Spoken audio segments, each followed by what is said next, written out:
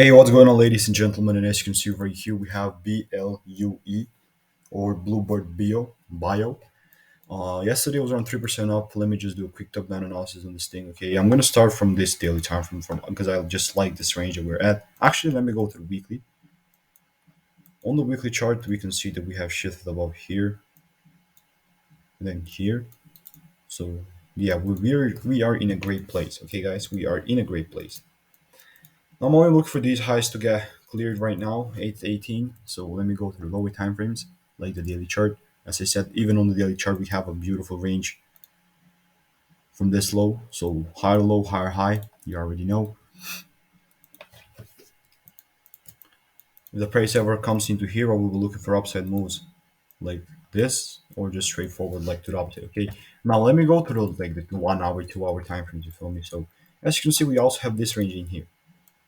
I'm talking about this downside move. So the price can do this or just do this. Otherwise, if it does, even you can even come into here then continue to go higher because it's still pretty much uh, fine right on the daily chart. But yeah, so I'm gonna stand by this situation or this. So these are my two scenarios. Again, not financial advice here. Have a wonderful